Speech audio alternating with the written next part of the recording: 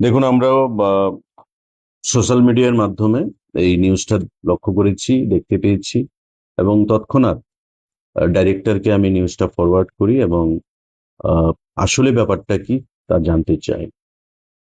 Director খাদ্য দপ্তর আমাকে তৎক্ষণাৎ মিনিট দুয়েকের মধ্যে অবগত করেন যে জয়নগর একটা রেশন শপে, যেখানে 6 বস্তা চাল ছিল, ডাল ছিল, সরি, এই 6 বস্তা ডালের মধ্যে 2 বস্তা ডাল, তার মধ্যে ছত্রাক এবং ব্যবহার অযোগ্য ডাল, সেগুলো পাওয়া গেছে। আহ, এটা সঙ্গে সঙ্গে আমি ওনাকে বলি সেটাকে রিপ্লেস করুন, আরো কোনো বস্তা এমন আছে কিনা সেটা বের করতে হবে।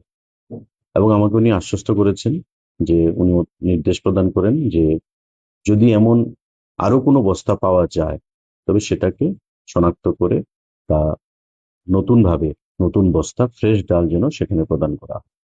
তো 6 বস্তা ডালের মধ্যে 2 বস্তা ডাল সেখানে আমরা দেখতে পেয়েছি এই ব্যবহারযোগ্য অবস্থা রয়েছে। এবং আমি আপনাকে আশ্বস্ত করছি যে এমন যদি কোনো ঘটনা, কারণ বর্তমান বর্ষার সিজন, স্টকে যখন থাকে মজুদগুলো, মানে গোডাউনের মধ্যে মজুদ থাকে ডাল চাল সমস্ত জিনিস, এই জিনিস হতেই পারে। তারপরেও আমরা, যদি কোনো কমপ্লেন এ ধরনের আসে, তবে আমরা সঙ্গে সঙ্গে সেগুলোকে পরিবর্তন করে, যাতে মানুষের ব্যবহারে যাতে কোনো অসুবিধা না হয়, যারা কনজিউমাররা রয়েছেন, যারা ব্যবহার করবেন ডাল, তাদের যেন খাদ্যের কোনো মানে অসুবিধা না হয় ডাল নিয়ে, তা আমরা আশ্বস্ত করছি জনগণকে। এবং খাদ্য দপ্তর এগুলো বরাবর কোয়ালিটি মেনটেন করেই এগুলো মানুষকে সরবরাহ করে থাকে।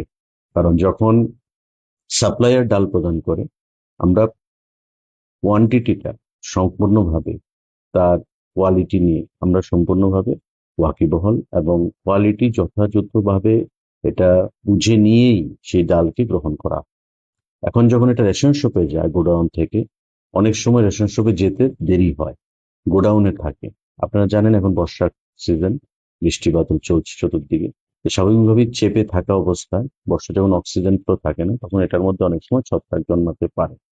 তো এটা বর্ষার সিজনে আমরা লক্ষ্য করি অনেক সময় হয়ে থাকে। যেটাই হয়েছে দপ্তরকে বলা হয়েছে এটা রিপ্লেস করে দিতে, পরিবর্তন করে দিতে, এবং আগামী দিনে এগুলো আরো খেয়াল রাখা।